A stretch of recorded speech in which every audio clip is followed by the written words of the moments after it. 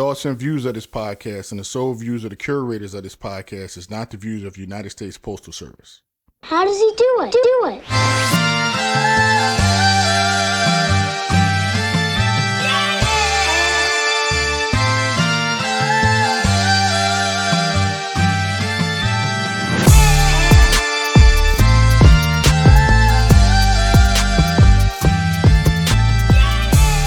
Welcome to the On the Route podcast.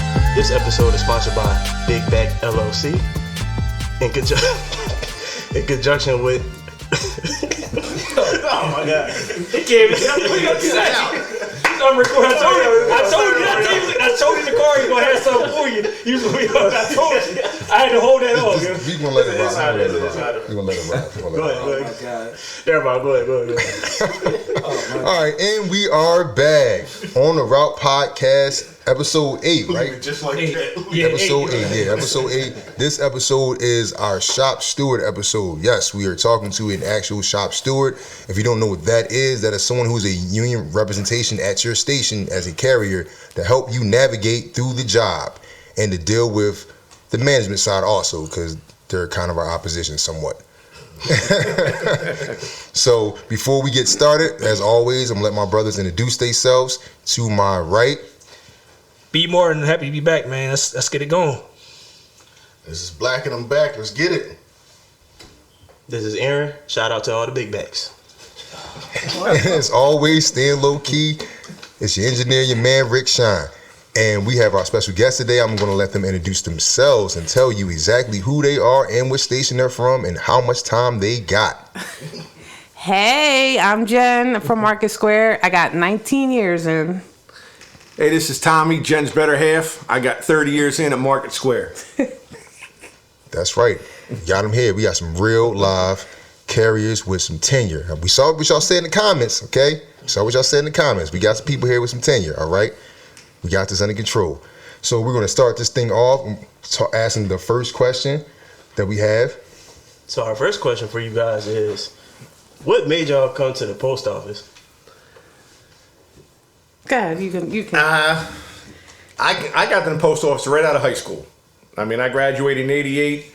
I took the test. My father used to work for the post office. He was a mail handler for 40 years at the post office. At that time, when I got hired, you had to fill out a little yellow card and mail it in. And then they call you in for a test. They called me. I came in 93. So I took the test in 89, and I was hired in 93. Okay. About you, Jen? So, my son's grandmother got a notice in the mail that the post office was hiring. And at the time, I was 22. I was working at Modell's, a single mom. So I went and took the test at the LeoCorps Center and didn't think much of it. So I think I kind of passed, but not like 90s, like 70 maybe.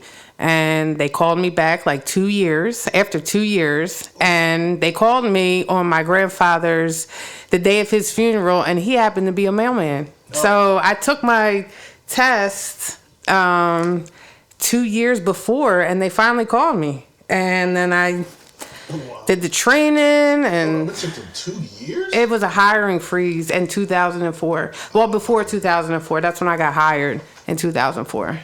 So they were on a hiring freeze, and I was just shocked because I was like moving along with my life. And I was in school for nursing, well, medical assistant really, and I had to make a decision whether I was going to do the post office or that. The post office was like, we need you full time, like you are working for us, like, so I had to quit.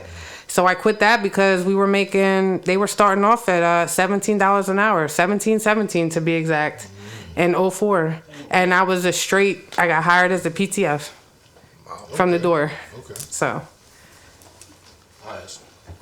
So what actually made you want to become a shop steward? What made you engage into that? Like, what caught your eye about being a shop steward at your station? What station did you become a shop steward fully at? Okay, so right now I'm at Market Square. I was actually nominated by the shop steward who's there now.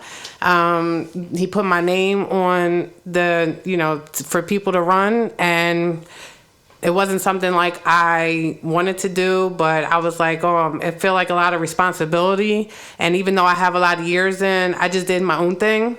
And I really didn't pay too much attention to the rules and this and that. But my biggest thing is being fair, always. I just want people to be treated right, to be treated fair. And now that I feel like I have that power to do that, then I feel like I'm in a good position.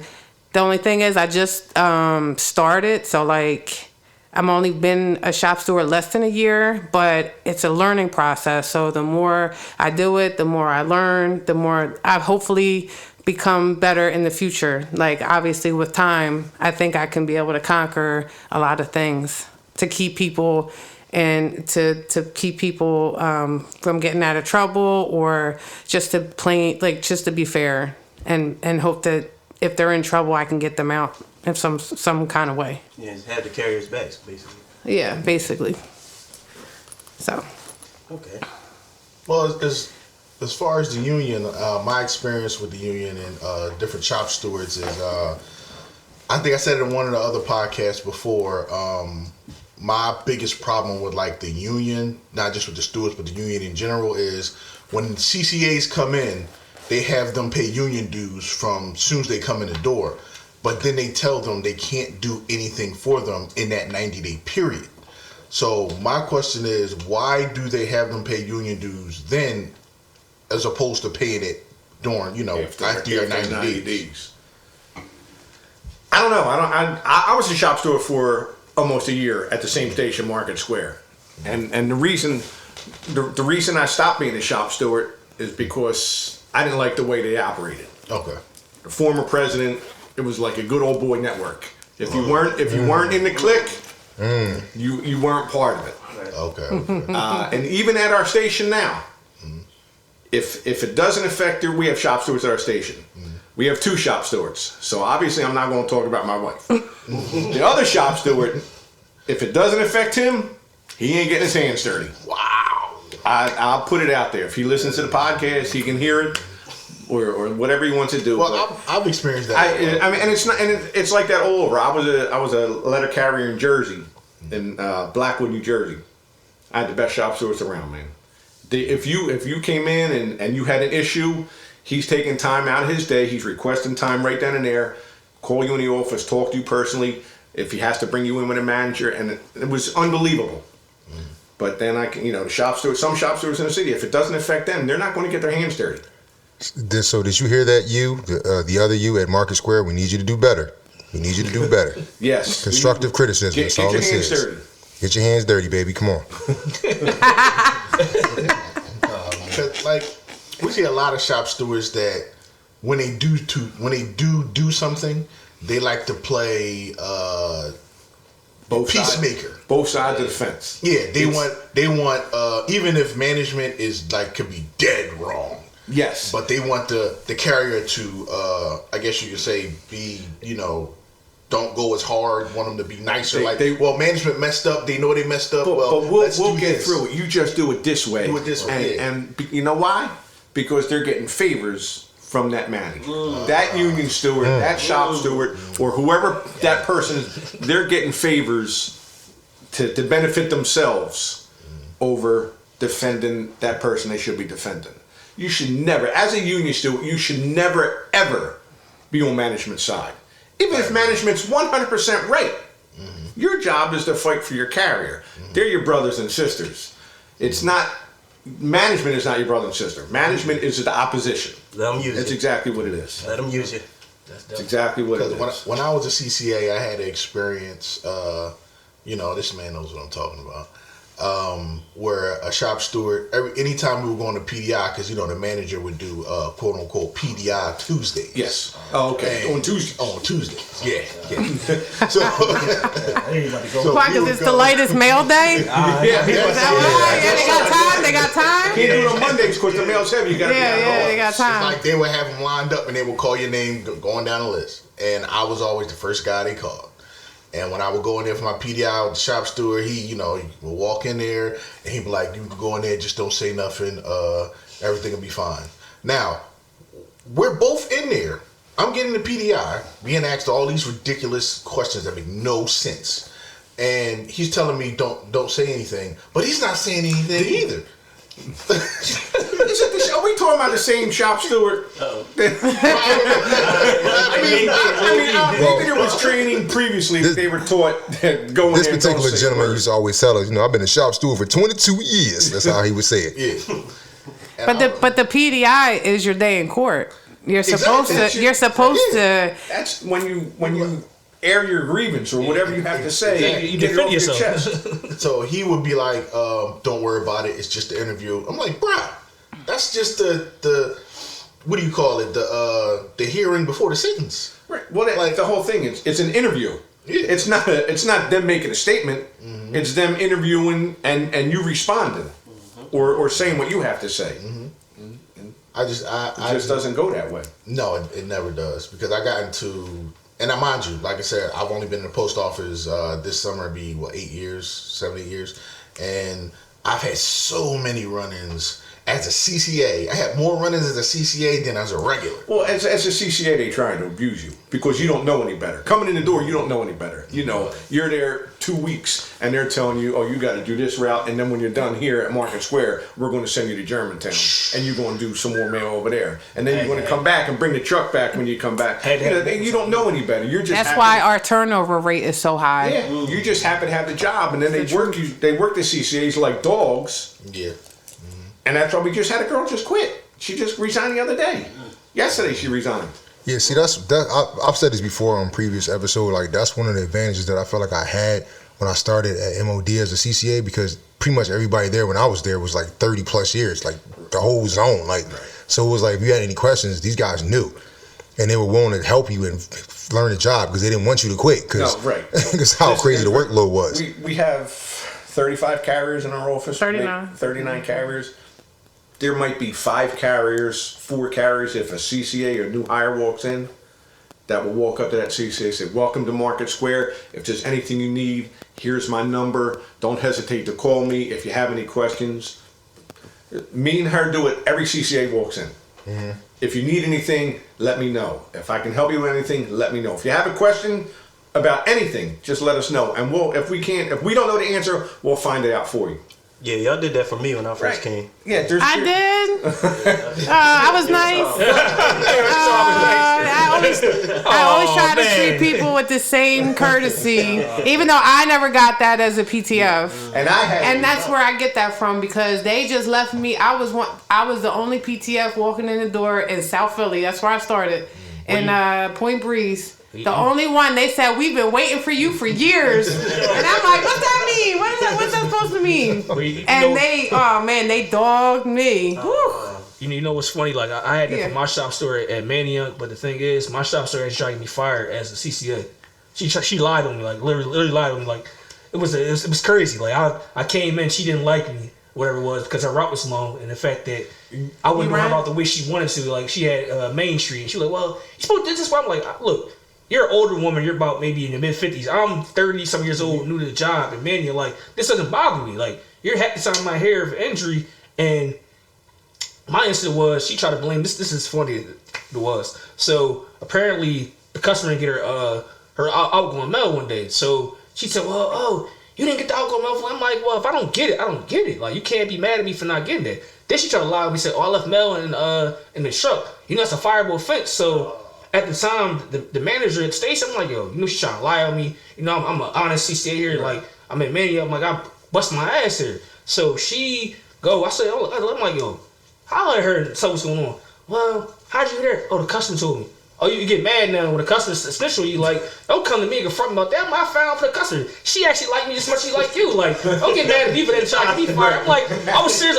Honest to God, like, I told these stories. I said, yo, that's the only time I really about to snap break somebody. Like, yo, I'm gonna get somebody to whoop your ass. Like, seriously, like, you really trying to get me fired as a CCA or some nonsense you did your own. Like, and you a shop store. I'm like, you gotta be kidding. You gotta be kidding me. Seriously. Like you said, she didn't like the way you were doing her. Yeah, but it's just like, don't get mad at it. That's not my fault. I tell whoever does my route on my day, listen, I got 30 years and I got 12 hours of sick leave. I'm gonna be honest. If I need a day off, I'm taking it no matter what. Exactly, man. If somebody does my route and they get my route done at 12 o'clock, congratulations. I'm glad you had a good day. I don't care how they take my route. The see thing about her, she was scared about the fact that they're gonna see my road. But the thing is, you're hurt. You claim you got hurt, and the thing is, you only got an 8-hour restriction. So I understand it, but don't mess up everyone else. Then you end up retired. I'm like, Well, a lot of senior carriers, when I first started at Point Breeze, they were them carriers. They would watch you. They would curse you out if you ran their route. And we were doing MSPs back then. We weren't getting followed like we do now. So, but I don't know how they would even know. I guess you hit your MSP too early and you're running the route. You were supposed to hit that MSP at 2. Why you hit it at 12? You're going to cut my route. Them old guys were on me when I first started. And to me, that's a testament of people like just having strictly working mentality, not understanding business, because it says in the guidelines, and it's there for a reason, that you can't discriminate against somebody because of age. So if you did do it fast, that's you. Yeah. The other person who route it belongs to, they're not required to live up to those standards, and they can't hold them up to those standards. So for those carriers to be hyperactive about it, you're not reading the handbook. You don't understand the policies. Because your route could be whatever it is, and it could take you 9 hours to do it, and he could do it in 5. Okay, good for him. That's great. Yeah, it's my route. Yeah. It's like, so what I do on it is how you adjust the time. And you said in the previous podcast, which I agree wholeheartedly with, management has an agenda. They're going to reach the agenda no matter what they want. If they say, if you can work until 7 o'clock when you're out every day, if they want to cut the route, they're going to find a way. They're going to make the numbers run, and they're going to cut the route no matter what they want. Absolutely, no matter what he and that's the part that people need to understand, like, to people that's not in the post office, that this is a business. You know what I mean? Like, I know we talk about customer service, et cetera, but America stopped being about customer service a long time ago. Oh, yeah, for sure. That's how And the post office follows right along with the United States government. That's why it's called the United States Postal Service. You know what I mean? They should drop the service from it, because the way they're running it's like the quicker that people understand that, you know, this is kind of like a corporation now, it'd be easier to navigate. You know what I mean, in terms of how we do things day to day in this country. Period. Yeah, that's true. So with them having that quote unquote agenda and possibly already knowing what they want to do, is the walk just a formality? For me, I think the walk is to give the people who have nothing to do something to do. I mean, look at your managers and your supervisors across the city of Philadelphia. How many were on How many were carriers who couldn't carry no more? Oh, a lot. How many are on light duty who can't carry because they're injured? And how many of them have any knowledge of how to run a business? None of them. Do you know of any managers? I maybe know 3 who, if you were starting a business, would say, "Oh, I want that person." I don't know. Zero. I want that person. Well, how does a union deal with that type of aspect in terms of them having an agenda and they want to, like, because I'm pretty sure the union is aware of that they might try to do this. What is the union doing to try to combat it? Well, in certain areas, it's going against them as far as using the scanners to adjust routes. I'm hearing that some stations in the country are getting routes added back into it, and that's where we get them being mad with this fake hour office time. It's not real. There's no such thing. There's no standard. The only standard the mail carrier has is what? 18-8. That's it. That's it. No street standard, no office standard, no load standard, none of that. And that's where they're trying to get us. So can you elaborate the 18-8 for the people who might be trying to get into the post office and not sure what that is? Okay.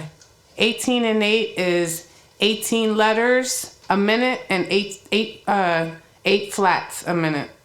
That's your standard. There you go. That's the only standard the mailman has, the letter carrier has.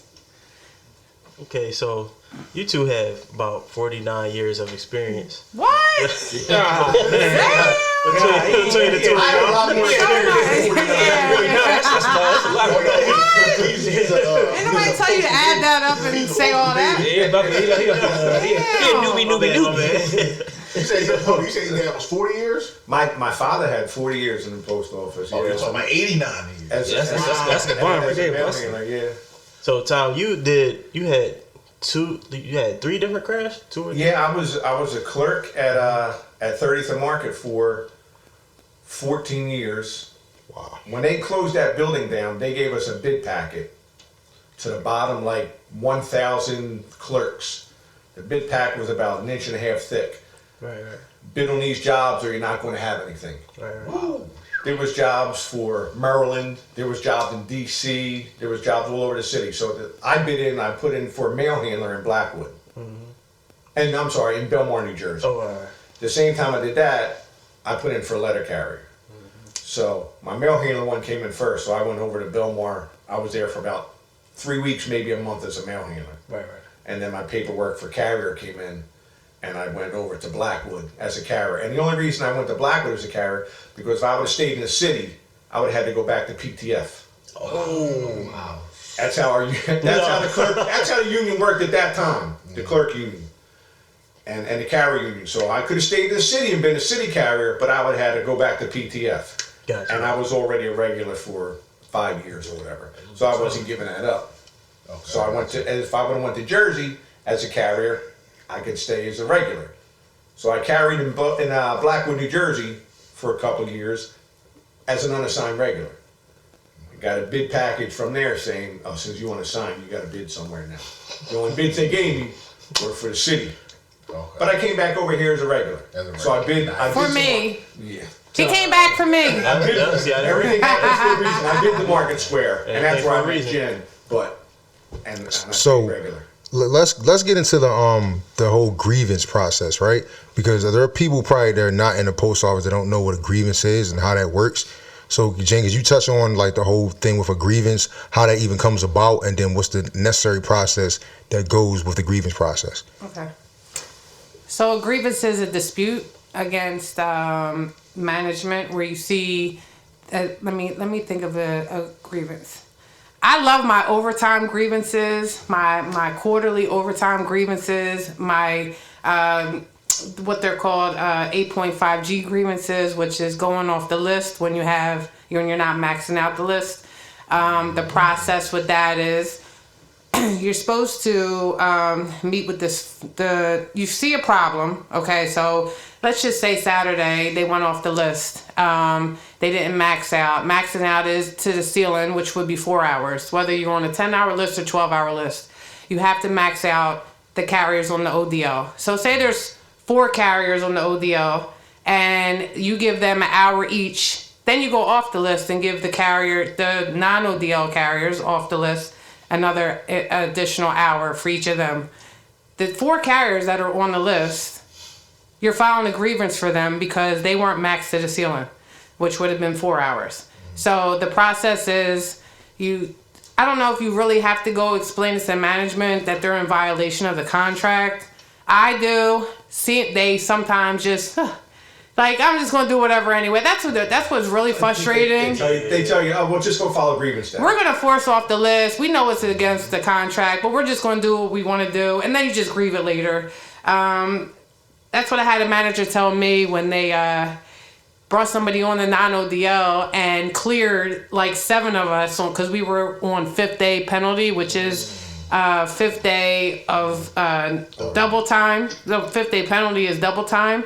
And they called a carrier in and this person wasn't on the list. And I said to the manager, hey, you're really not supposed to call people in on their drop day and clear us.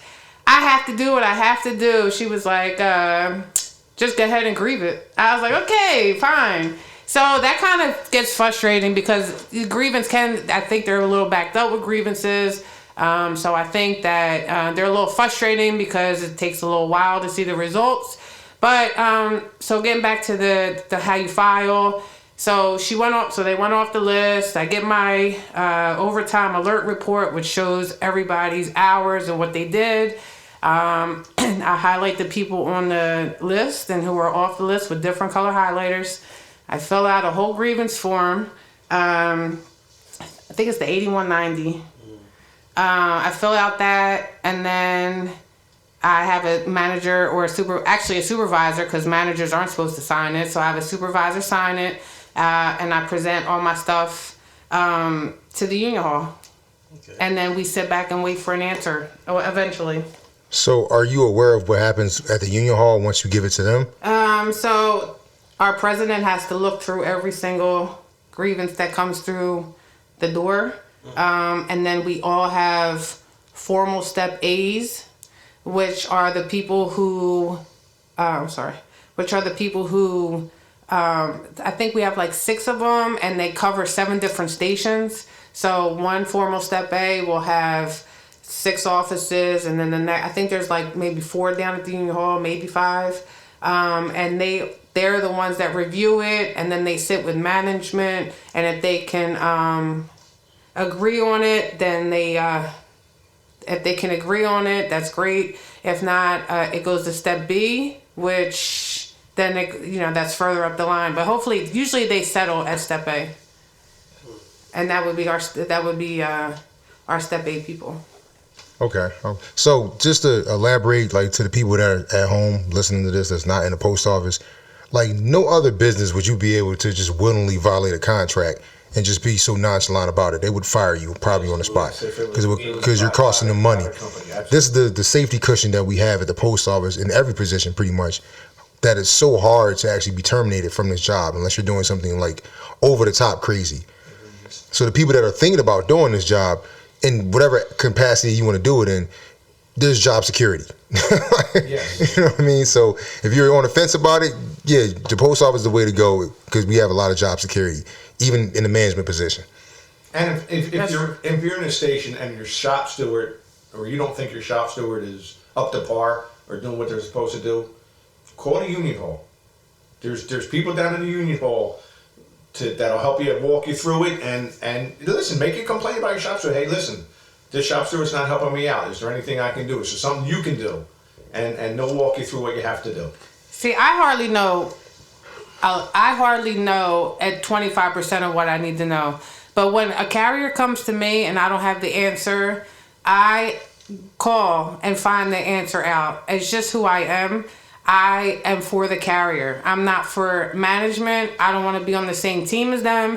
I fight, and I want to fight for the carrier, even if they're dead wrong. Even if I know they're a bum, I have to fight for them. Even if I know they come to work twice a year, I know they're wrong. Like my husband. I know they're wrong, but my main goal is to prove that they're right. And my main goal is to make sure that they're okay and that they're protected. And I think, management may see what kind of carrier I am and what kind of shop steward I can become. And they try to deter me, I feel, and that's okay because I'm not going to let them, but they know I'm not for them. Just period. I'm for carriers. So can y'all touch on the relationship between shop stewards and management and how it's supposed to be? Mutual respect. It's supposed to be mutual respect. You're supposed to be able to go to your manager at any time or your supervisor at any time and have that mutual respect where, hey, listen, I know that this is wrong, this is the wrong way to do it, but we're getting ordered from uptown to come down. This is how they want us to do it. We understand you're going to file a grievance. I'm just putting it out in the open. Management doesn't do that. Management right away is, this is the way I want it, this is the way it's going to be. Yeah. And if they would come to you that way and explain it, then maybe you can say, all right, well, you know what, maybe we can work something out. Maybe I don't have to file 17 grievances this month because you went off the list. Or maybe we can work something out, or I understand more. That's all they have to do is come to you. And it's not for my benefit. Like I said earlier, with certain shop stewards, management cannot do no wrong. As long as you bring me in on every drop day, I won't file no grievances. As long as I'm getting my 4 hours every day, I'm not going to file any grievances. I'm not worried about nobody else. You want to fire that one? Yeah, I would fire them. They no good anyway. That's how some of them act. And so it's both ways. You have bum managers and supervisors, and you have bum shop stewards. And it all, at the bottom line, like, it all affects the customers. It does affect the customers, but if I would rather come and work, I don't need to talk to nobody. Just, where's my mail at? Let me get my mail and let me get down the street and let me deliver my route. I don't need to be babied, to be somebody standing behind me saying, oh, you ain't casing that right, or you ain't doing it, you're not doing this the right way. Or when I get out on the street, you're not walking fast enough, or you should be walking across this lawn. Listen, I do my route in a safe manner.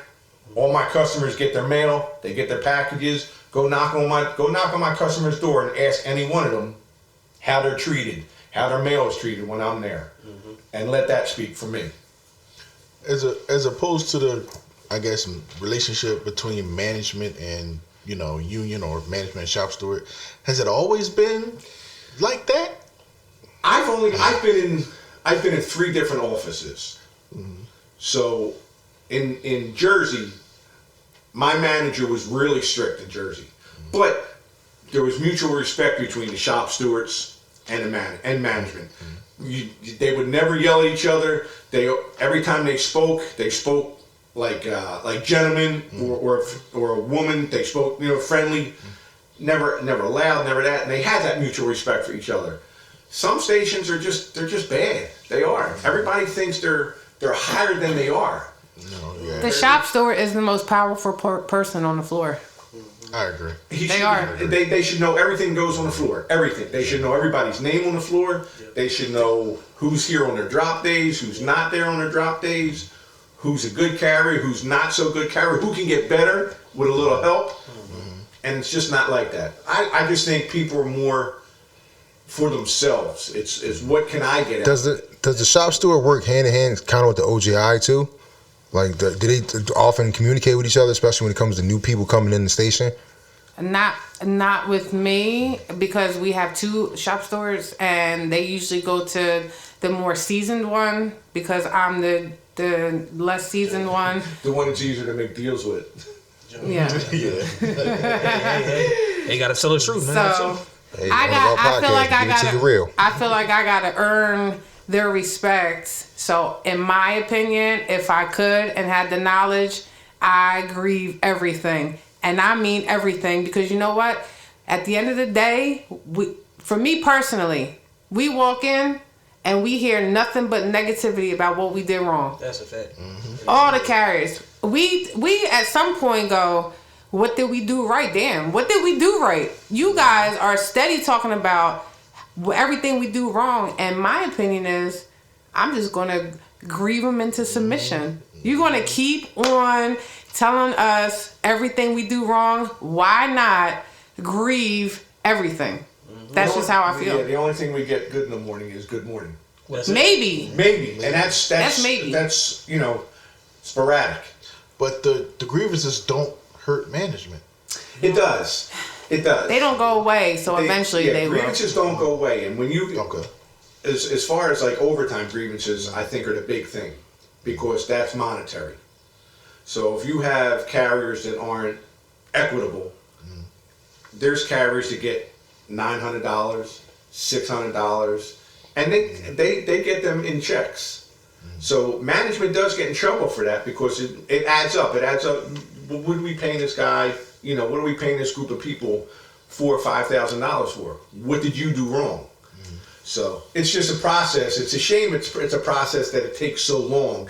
And like Jen said earlier, the union is so backed up now with grievances throughout the city, because management is consistently doing wrong thing. So there's grievances coming in every day at the union hall, and they're just backed up, and they're trying to get, you know, and then with the changeover from president and all that stuff, I guess they're trying to get caught up, and they have other people that were at the union hall out doing stuff with the scanners, that live walk and all that stuff. So they were in training. Tell me what you guys think equitably is the right way to actually do it when it comes to the overtime list. Well, me personally, whether you have, there's different ways to look at it. If you're a business, if you're working for the post office, I'm going to try and save money, which management tries to do, which is the wrong way according to the contract. So if I got 30, I'm not on a list, but if I was on a list and I got 30 years in, we got 5 people in our office who have overtime, who are on the overtime list, me at the top. I get first pick. If we're giving out 3 hours, they come around and they offer you overtime. Oh, we need you to do 4 hours a day. So you can pick your 4 hours. And then so forth down the road. After that, after you're all maxed out, after them people on the list that are maxed out, then you go to your junior people, is how it's supposed to work. And then they get to pick your lowest CCA on up. So what you're saying is that how it works is the people that are on a list, they would start from the person with the most seniority, and then they go down to the very least person, and then if they needed more time, then they would have to force. Yeah, if they had to force off the list, it starts with juniority. It would start with the junior person, Okay. and work its way up. So where do the CCAs fit in that? CCAs are junior of junior. Okay. So they would go after the regulars who are not on the list. After the ODL list is all maxed out, Okay. then it goes to the CCA, the lowest CCA, and then it works its way up to part-time flexi or regular or whatever they have. Because to my understanding, like I think he informed me before that in the contract, it was stated that they actually start from the least person on the list to the top. And then off of that, you would go then to the CCAs, who are the city carrier assistants, because their job is to assist the carriers. And then if you still had time after that, then you would go to the regulars who are not on the list because they're not on the list because they don't want their overtime. Right. So if you got to force them, they're the last resort. A volunteer basis. Yeah, They have exactly, to yes. ask for volunteers. After the list is maxed out, they have to. Because ask I for do know volunteers. from information that they in management they get bonuses for saving money. Yes. You know what I mean? Like, so to me, I don't understand why they would let a person, like, say for instance you had 18 hours you had to cover, right? Right. I don't understand why you would give the guy like yourself 30 years. They would start with you and give you 4 hours because that's 4 hours of 2 is OT, 2 is V time. You're already a maxed out carrier. On the flip side of that, You know what I got mean? 30 years in, so I work for that.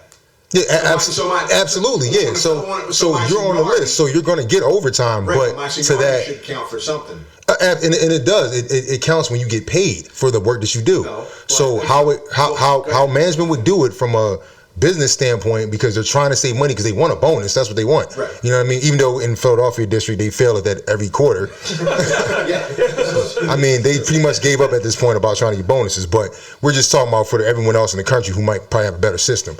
Like, you know, they're trying to actually get a bonus. So they're in their mind, they're thinking like, okay, I can give the guy that's at whatever the final step is, the 4 hours first, or I can give the guy that's at step B, who, even though he's doing 4 hours, let's say you do get 4 hours at the end of the day, your 4 does not add up to his 4 because you're at a higher step, which means that you've made more money in the 12 hours you've made than the 12 hours that he's made. Absolutely. So how they're supposed to do their job, they're supposed to think of it in that aspect. It's not about you just getting your bread, because you want to make money obviously, but Right. to that person on that side of the operation, that doesn't benefit them for what they do. Well, if management, it could be done like that, but like I said, at the end of that quarter, it has to be equitable. So let's say Monday, Tuesday, Wednesday, we're stuck. We have all this hours to cover. Well, then we know them 3 days, but I can use these 2 people on Monday and max them out, and then we can slow everybody else down.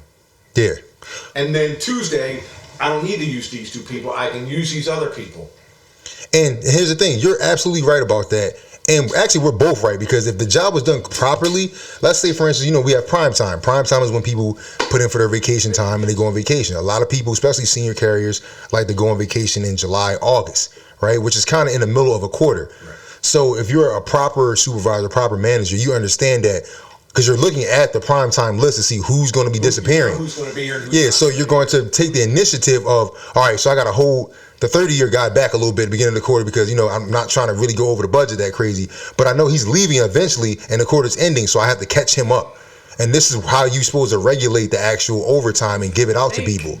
But they don't do that because that requires a lot of excessive work and a lot of excessive thinking. It's not even excessive work. It's just plain work. It's not excessive about. Well, that's how they would view it. That's how they would view it. Yes. A couple keys and everything pops up in front Exactly. of you on the computer. Wow. Exactly. And when I do the numbers at the end of that, technically, management is supposed to post a list of weekly hours every week. Okay, so at our station. At our station, I do it from past practice.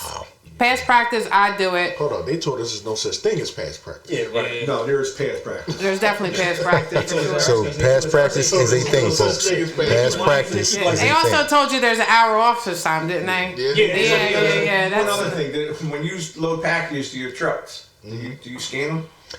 We do the box scan. We got batch scan. Yeah, which I found weird because we're a walking station and my route's a walking route. The route that he does is a walking that route. load feature is for new people only. Really? Now you learn something new. You learn Because something new in a row.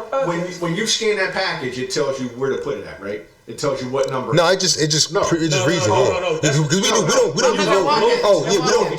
don't do the load truck. We do the box scan, But load feature and then we hit out for delivery, which shows that it's on the Oh, street. no, the load feature. Load feature. Okay. You Yeah. have to scan the package at the back of your truck when you're loading in the morning. So Okay. that's what they're telling us to do. So you scan the package, says it goes in section number 2. Oh yeah, section 1, section 2, Section 3, 4, right. 5, Yeah, 6.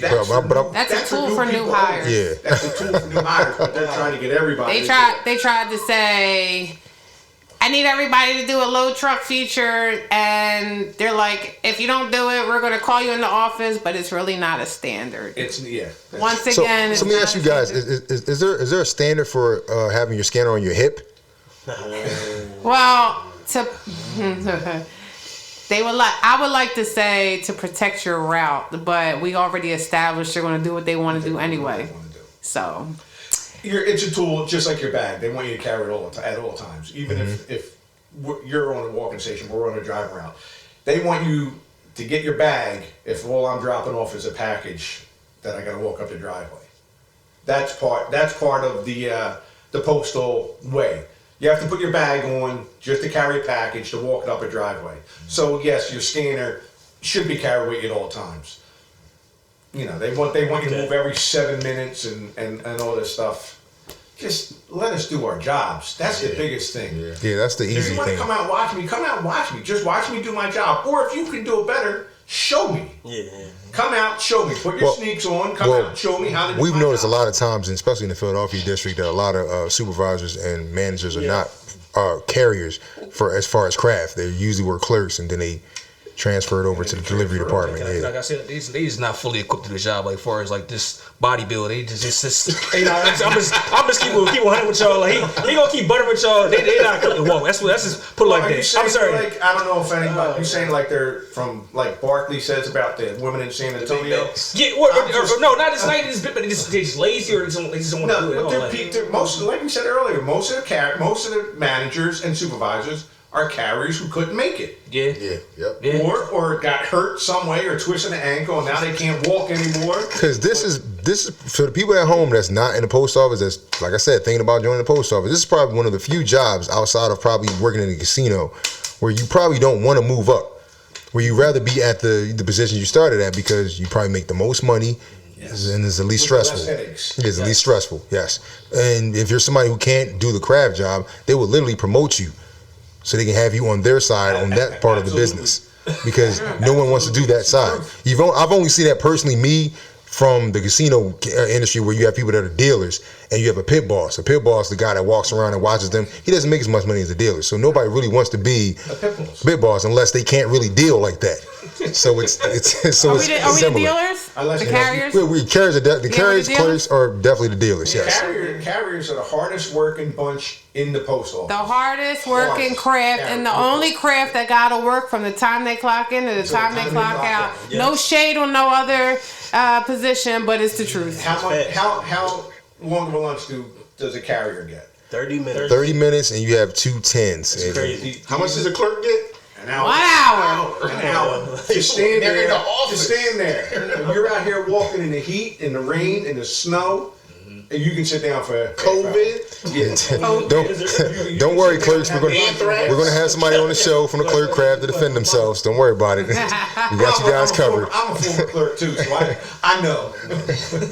I'm just mad because we don't get an hour lunch. That's all. Well, believe it or not, management gets an hour lunch too. They actually get an hour lunch. It's in their contract. Yeah. But that's funny because they must have a lot of lunches. Because every time I see them, Oh, look, wait.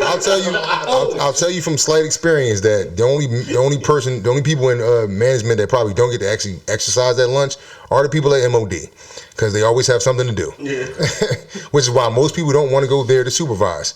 Because you gotta work? Because you actually have to work. Yes. Get up off your feet and work. I'm gonna tell y'all about a situation I had at Roxborough. When I first got there, I had a very crazy argument with a shop steward, supervisor, and a union guy on the phone all at the same time during the PDI of me refusing overtime. Now, they came around with overtime. Mind you, at the time I was off the list. So they were forcing. And when they came around to force, like you said, in black and white, it says you force from the junior up. They were forcing from the senior down. So this is the part where they said past practice exists, and I have no idea if they've done this or not because I haven't had it many years in. Right. You right. Yeah. So they pulled me in the office because I refused overtime. They want to go through the whole PDI or whatever. They was like, we really don't want to give you a PDI. We just want you to do overtime. I'm like, no, I ain't doing it. And they're like, why? I said, because if y'all ain't following the rules, why should I? Yeah. So they was like, well, we'll give you PDI. I said, let's do it. So my shop steward came in, and he was a shop steward at the time, and he's sitting there, and we're talking. I'm going back and forth with the supervisor. Of course, it's a loud conversation because you ain't going to over talk me. You ain't going to it's not going to happen. So shop steward jumps in, and he's like, well, this is how we do it here. I was like, well, you're doing it wrong here. And I literally pulled out my phone, showed it to him in black and white. They still were arguing. So they called the union hall. And the first dude that picked up the phone, I'm pretty sure y'all know who that is. And he's saying the same thing my shop steward was saying. Well, nobody's going to follow that. What are you talking about? Well, nobody's going to follow that. It's literally in black and white. It's written to be followed. Exactly. He's like, oh, nobody's going to follow that because the guy with the most seniority is going to have a problem with that. Who cares if he has a problem with it? Right. Tell him to go home. Mm-hmm. It's just the rules are there for a reason. You telling me it's okay for you not to follow this, but it's not okay for you to refuse. For me to refuse. That was my point. They was like, well, past practice shows that we've always done it like this. And I'm like, what does that mean? And that's when I found out what past practice was. And I'm like, no. To me, that's a very sensitive term. Like, people have to understand when you're using certain terminology, you have to think logically when you say things. Mm-hmm. You know what I mean? Because something that's past practice doesn't necessarily make it right. Well, in past practice, I mean, you know what I mean? Go and sit in a bar at 1 o'clock and keep your scanners in the scan package. That was past practice as well. So, we went through that. Listen, we went through that whole argument. I came out with a PDI. Still ain't do overtime. It ain't go any further after that. The only thing that does PDI is just waste paper. Yeah, that's all they do. And I went to the shop steward and I asked him. I said, "Well, why do y'all ain't have any further action?" He was like, "Oh, you don't worry about it." I said, "Cause you were damn wrong. You were wrong. When it goes past the union and goes to the arbitrators and they look at it and they reopen the book and said, well, it says right here that this is how it works, not this." It gets thrown out. They just crumble the papers up and they throw them out. I have a question. Do you think the arbitrators they get annoyed with stuff like that? Because it's like, it's like a waste of my time. If I was an arbitrator, absolutely. If it was that blatant and that, I mean, you're telling me, this 2 + 2 is 4 and you got 2 + 2 is 9. That's wrong. Yeah, it's blatant. So I would say arbitrators definitely say, "Oh, we got some more postal people coming in. This ought to be fun." So on a shop steward tip, right? I know that you guys don't handle EEOs, but it says on the EEO packet that you are allowed to pick someone to defend you in the EEO hearing. Are you allowed to defend the person if they select you as as their the person that values for them? I don't know the answer. I don't know the answer. I never had any experience with anything. I mean, I filed an EO on my own, but not as a shop steward. Somebody asked me to represent them. I said sure, because like I said, I'm for the carrier, but nothing came of it yet. So I'm not. To stay tuned for the answer, because nothing happened yet with that. Okay. I called the union hall and asked though. Well, I know that the union, they don't necessarily handle those per se. Yeah, but I think because like I said on the packet, you're allowed to pick anybody. You could pick a lawyer if you wanted to, and they can actually defend you in that EEO hearing. I just wonder, are you allowed to do that as a shop? Okay. Yeah. Not sure. Any more questions?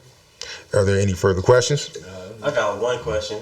I got a question for both of y'all. If y'all can change one thing about the post office to make it better, what would it be? You want me to answer that? Yeah, you do that. Let me think. I would say I gotta pick the most important. I would say to have management learn their job. Okay. I would say You can't just take people and put them in positions and run 40 people in an office and have them run it. They need to have people skills first of all. You need to have to talk to people. Absolutely. Yes. Because they don't. They think just because I'm a manager, I can yell and scream at you, and you're just supposed to do what I tell you. So I think they need to learn their job, have better people skills, and I think they get more out of workers. You know, I agree. You treat me like with respect and like a human being. I'm gonna work my ass off for you. I'm gonna do what I have to do. If there's mail sitting on the floor when I come back and you can't get anybody else to do it, guess what? I'll do it for you. I have no problem with that because you treated me with respect and you talk to me like I'm somebody or whatever. Then I'll help you out. Yeah, it seems like that's a recurring theme across the country, like on social media and stuff. Yeah, it's just bad. I don't know. Did we just see a video about the girl just about the RCA about that? She told me she wanted to quit. I think we just got a video about that girl said like, "Oh man, it's so bad." She she recommended people not to do the job. She's like, she's an RCA. Like, so we had someone sent us a video basically like an RCA with like how the job is so bad to the point where she recommended people not to do the job. Like, it was just so bad. Like, she had a disengagement with management. Like, it was to the point where she's like, I wouldn't do this. I wouldn't recommend this job for anyone. You know, they take away. I think she just started. She was like, they take time away from your family, your friends, your social life. I'm like, Yeah, well, she just had a kid. she just had a kid. She just had a kid. She was like, I can't stand. I hate. I'm like, she was an older one. Like, she was like older black one, like maybe like 30 or 31, 32. I think maybe. I tell you, I have 30 years in, and when I first started the post office, it was rough. I had to go through 8 hours of training to learn how to key on a computer, and I was told if I don't pass the training, I'm not going to have a job. I was sweating bullets. I was up there at 30th Street every night for 2 hours trying to key these packs. So I passed. I got in. It was worth it. Coming in now, if I knew what it was like to come into the post office now, it would be hard for me to accept the job. Just knowing how they treat people. Not that the job's hard by itself, but I don't need to be treated the way they treat people. I don't need to be, like a baby. Yeah. They put tape on a line in the office until you can't. Until you can't go cross past the red line. Grievance. Listen, It's a grievance. it's just the way they do it is just wrong. It's just everything they have is wrong. So It really is. let me give you guys some quick tea, right? So how Tom said earlier about how management should learn how to do their job properly. Now, this is how you know that there's literally a fence probably between the level of management that we see and then the management that kind of runs the entire post office. Because I've said this before on a previous podcast, I'm like, they literally have things in place to fix the situations and problems that we see that the management level that we see do. Every single person in management, whether a supervisor, 204B, manager, MCSO, et cetera, they have their own personal ID. They have their own information to get into the actual management program that they have on their computers. And there's over 100+ courses that they can literally take to know everything they want to know about this job inside and out. On a level of a college professor, if they wanted to teach the job just at a college somewhere, they could teach it if they actually took every single course. And the way it's set up is, once you read through the course, just like an online class, you take a test to prove that you know the information. Yeah, and if you don't pass it, you got to read it again. A majority of them don't take the course, and you can tell because of how they do their job. Because they're lazy. They're here Exactly. for a paycheck. They're lazy. So any carriers out there that are listening to this, if you're having an issue or a problem with someone in management and it seems like they don't know their job, it's because they don't. Because they're not giving the time to actually take the courses. They're right there for them in their ID. Just like how they go into tax and how they go into to see who called out the day before, and they got DMS and all this other stuff. They have literally a program for them to learn their job verbatim, from the carrier side to the clerk side, even down to the environmental technician person, what they're supposed to be doing. They're too busy looking to see where you are on the street with the scanner than to be learning about how to do their job. Wow. So just keep that in mind when someone in management tries to tell you about your job and you're thinking about everything that they do wrong.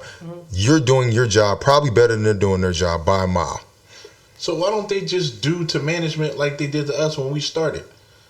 Test them. Make them take those courses prior to them doing the job. That would make more sense. Well, that's only enforced when there's a need for people to want to be in that position. People want to do what we do. That's why there's so many requirements. Nobody really wants to do their job, so they're not going to make it that hard for people when nobody wants to do it. They're gonna just take whoever they can get to do it. That's why I'm literally under the impression. I'm literally under the impression that sometimes when they hire people, not taking a shot at anybody, but they can tell through the hiring process, this person's not gonna make it as a carrier, but I'm gonna hire them anyway because they'll probably be a supervisor later once the 90 days are over.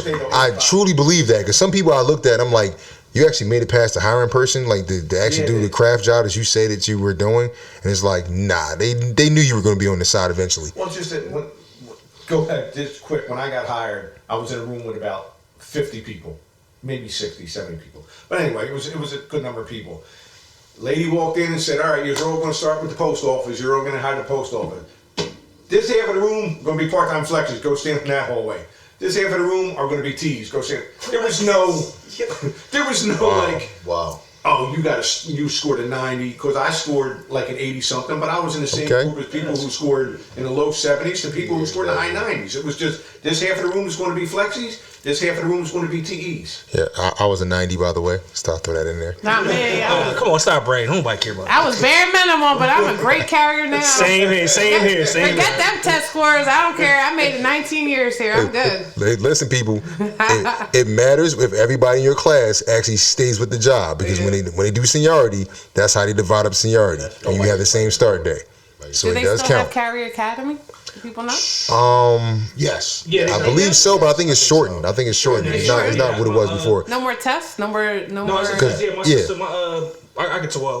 I can speak on my. So my wife just got my sister-in-law in there, so she actually took the test. She went to Carrier Academy down Southward, so they're actually still doing like the test and everything like that. Before then, they weren't doing it. I think they just started up now because I guess they got over COVID thing or whatever it is now. So actually now they're going through the process of taking the test, I think, online, and actually went through the academy. I think it's shortened though, because she just went through her week through her OGI, and they threw it right on her. So I'm like, well, y'all not even following procedure. Like, y'all usually put 2 weeks to put something out there. Now I just threw it to the wolves. And like, and they also did cut a procedure where they were supposed to have her not to work Sundays. I'm like, well, y'all so desperate, need people on the AOs. I'm like, she's not even supposed to work Sundays. She's not even past her 90 days. I'm saying, like, I'm like in 30 days. I could talk about that because when I first got into the post office, I worked my first 30 days straight. Yeah, I did the same too. Yeah, I worked my day off. See, mine's a little different. I didn't work holidays, but I still work like every day. Like, I just didn't work holidays. I just thought that's just how it was.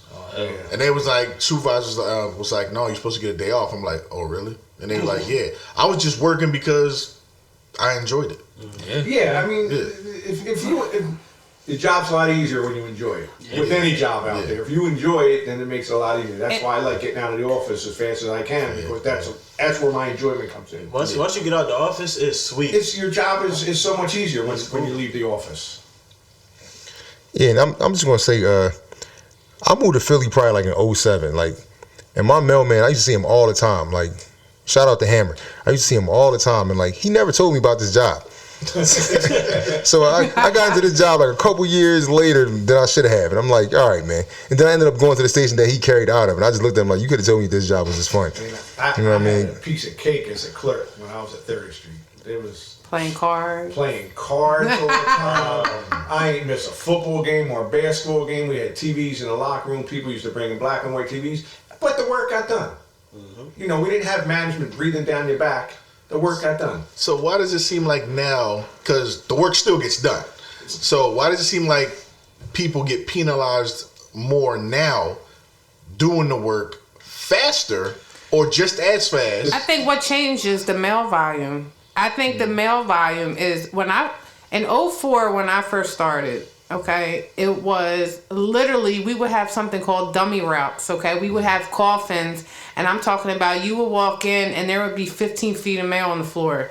They would case and pump a route, and somebody would carry out a whole route that's called a dummy route. It was all magazines. It was all junk mail.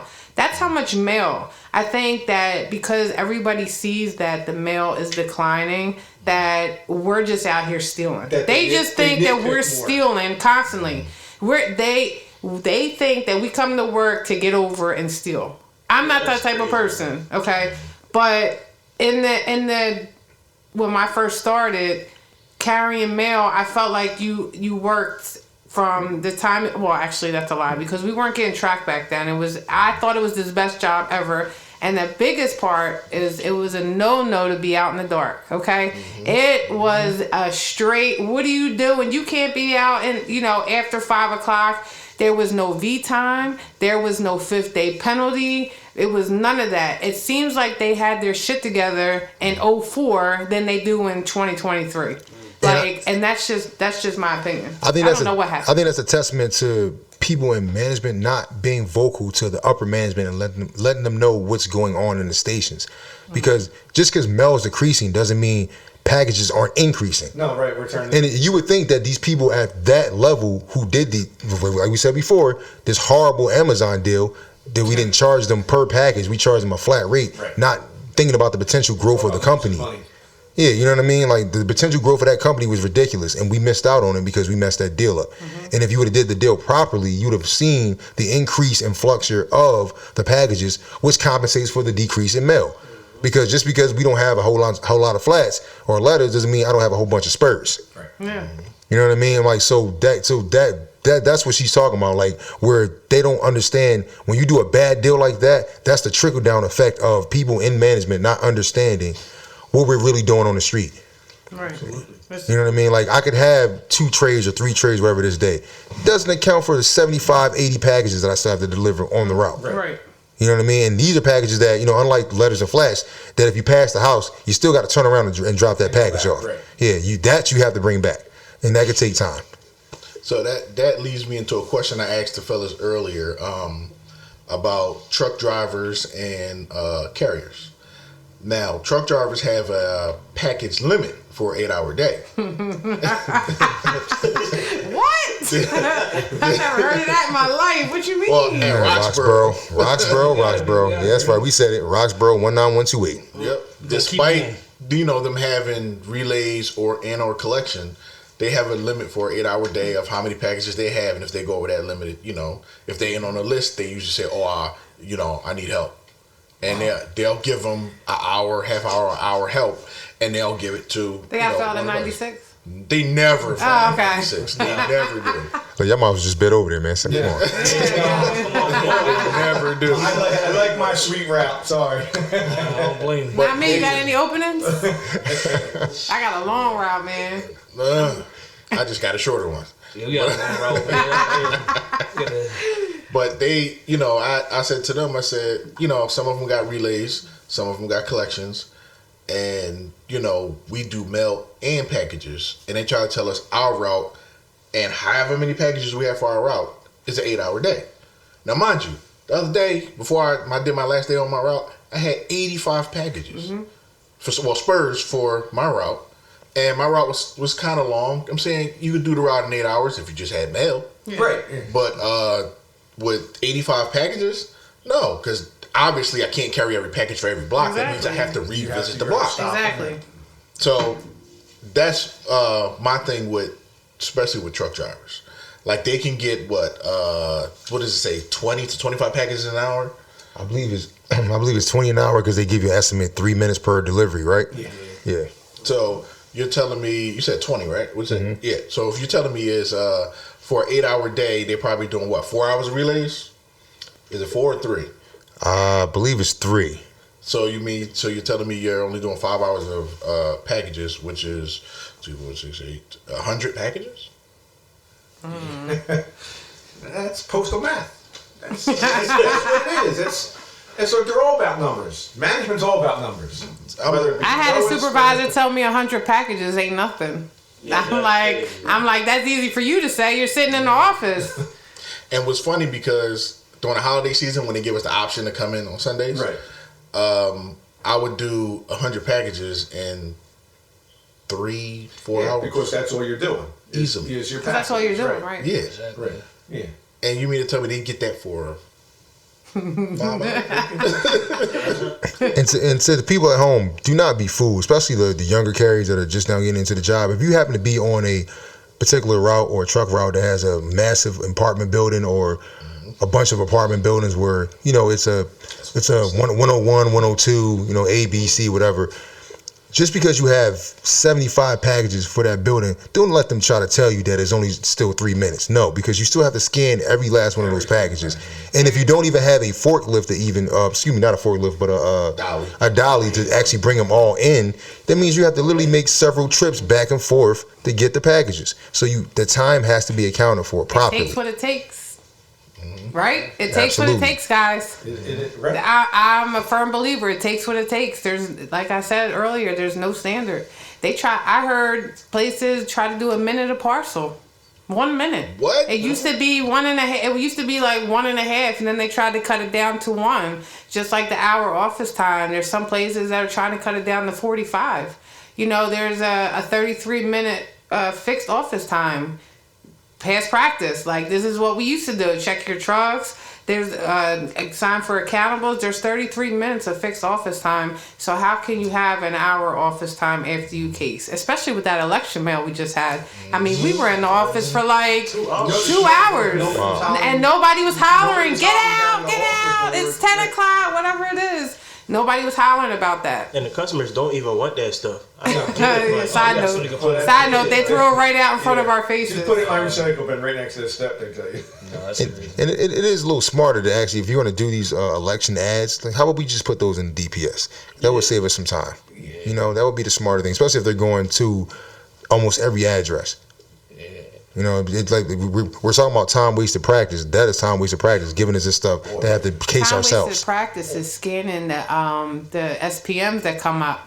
They're scanning the mail. We got away with all these years without scanning mail. Let me ask you guys about that. So before we go, so we were told previously that people request for that actually happened. Now I found out on my own that was BS. Yeah. Because one of our carriers, his mom lives on my route, and it showed up at her address. I'm like, she asked for this, so of course I asked him, and he was like, no, she never asked for this stuff. So I was like, okay, they're doing this. It's not really the customers. And then I had one for a vacant house, and that's when I really knew. I'm like, okay, yeah, this house doesn't even have anyone in it. It's boarded up right now. Like, And there's no option for that. like I doubt crackheads that were in there a month ago were asking for SPM. You know what I mean? Like, no. And there's no option for vacant. It's just the dumbest options ever. And of course, you get like 7 when it's raining. Of course. Absolutely. I'm like, it's all planned. Absolutely. I don't know. We were told so many different things about what it is. It's for informed delivery. The worst thing the post office ever. The worst thing they ever came up Because with they informed never delivery. give you the amount of mail you're supposed to have. And then you got the They don't get it customers. right. Yeah. It's 15 pieces. All I have is 3. Mail today. And you scroll down all the way to the bottom, and it says give it 2 to 3 weeks. If you don't see it in your mail today. The post office was before all this. Before you had, I mean, of course, when we first started, a lot of people were looking for checks. Some men were looking for their phone bills because it listed all the numbers, and they were on my heels for their phone bills in South Philly. Allegedly. You know about it. They were like, "Yo, you got my T-Mobile bill?" Oh man, it was back in the day. It was like, but now I lost forgot what I was saying. My train of thought. Those were the good old days. They would come, they would have their ID ready with the checks. I forgot where I was going. Where was I going? Does anybody know? No. Just about back in the day, how it was back in the before. day, but it had something to do with Forget it. probably how great it was. Forever. Yeah, forget it. Never mind. How about when the SPM show up and you like 2 blocks away and it says, Well, that's why they can never use the scanners and say, no, you were idle for 10 minutes. No, I wasn't. I was delivering mail. Right. Never ever agree to anything.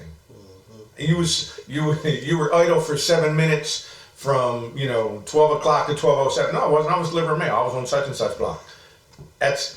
Make them prove it. And don't sign anything either. Don't sign anything. Make them prove it. All you new carriers out there, CCAs that don't have proper shop stewards, call the union hall. They'll tell you the same thing. Yeah, don't sign anything they ever give you. Anything. Don't agree to anything. Because your paycheck does not need to be signed. until you find out the truth. Hold on, real quick. I got a real quick story. When they was walking us and they brought us in for those interviews for the walk. Oh, that's hilarious. Yeah. So when they brought us in these interviews, they was basically telling us about our route, where we spending time at. Yo, yeah, 3 minutes here, 2 minutes here, whatever. So this is how messed up the scanners are. They're not consistent. No technology is 100%. and we all know this, but they try to make it seem like the scanner is law. This dude literally showed me at one of my addresses on my old route was 414 Lawrencetown, and 2 seconds later it showed me a mile away. Yo. Yeah. I said, he was like, hold up, you're here, and 2 seconds later you over here. I was like, yeah, how did that happen? You put your flash suit on. Yeah, I was like, snap my fingers, and I ended up on the other side of the route. Very honest. No. Yeah. Man, so how are y'all telling me? How can y'all tell anybody that they're idle if that happens? Yeah, like he went right before I went because I was like the last person in our station they did. Yeah, they did us last. Like, Yeah, like my route is so bad that like the guy got sick as he was looking at the screen. He was just like, hey, look, man, doing a good job out there. It's keep about to get work. Excuse me. I was like, all right. we haven't had to deal with that, Mark. Not yet. We're not on the. We heard it's coming, but we haven't had to. We heard about you guys. I like the old way to walk. You want to come and walk me? Come and count my mail. Stand behind me. Come and count my mail. Watch me case. I want to know watch what y'all me heard load. about us. And come on out on the street. Make sure you got your walking shoes on. Well, the funny thing about Roxborough is like we're a walkout station or / mix station because we have some routes that are mounted. But it's weird when you look at some of our routes, how they're designed, because it's like some guys should have a truck and they don't. So we're kind of forced to use public transportation. I heard you guys saying that on the last podcast. Yeah, you know what I mean? So like That's the way grounds for me to quit. So the way that we get walked is just like hilarious with these scanners because they have to account for the bus time, the wait time, like you know what I mean? Like Who pays for the travel? well, I make them actually give me a token. Oh, you did every day? Yeah, yes. He makes them. Just how the post office, how silly it is. We have That's crazy. on 19150 out of Market Square. We have an apartment complex in the middle of the block. So it's between Williams and Forest, and between like Mount Pleasant and Mount Airy or whatever it is. So and all four streets went around. We have 3 different carriers going in the same apartment complex. The same apartment. It used to be one. It used to be on 129 route. It used to be one carrier because it used to be mine. You used to walk all the way around. You just walking in the doors and putting it in the boxes. But now they have 3 different carriers, one on each side. This guy gets a block and a half. This guy gets 1 block, and the other guy gets a half. Because that's just the way they do it. The post office is in the business to lose money. Yeah, They are. I believe. We're the only company that Tom and I feel that are getting slower as the times go move faster. As you get automation and because it really new equipment is. and they're just making it slower. They're making it harder for you. Making it harder for you to do your job. Well, it's the scanners. You look at the And scanners. you know your job better than they know the job. We used to start at 7. I used to start at 7 as a carrier. We're pushed back till 9 o'clock. That Because makes no sense. Now, when push us it's back. daylight savings time, we're really going to be having a problem. The So reason they push us back keep that in mind. She said 9 o'clock, right? So imagine if you were doing 4 hours of overtime, which means your day would end at 9 o'clock. If you work in That wasn't at 9. Well, 9:30. Excuse me, 9:30. Yeah, because they don't give us that. That's why I So if you lived in the inner city, where it might not be the safest place, if you're still out there at 8:30, 9 o'clock, 9:30, yeah, it's kind of a hazard.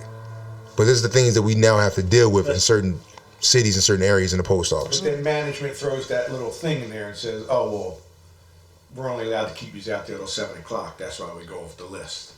It's called a window of operation. Window of operations. They throw that out there every once in a while, and it changes on a weekly basis. Whatever suits management. Monday through Thursday, it can be 7:30, and then Friday comes. Oh, you can stay out there at 8:30. Like PDI Tuesdays, like you were saying earlier.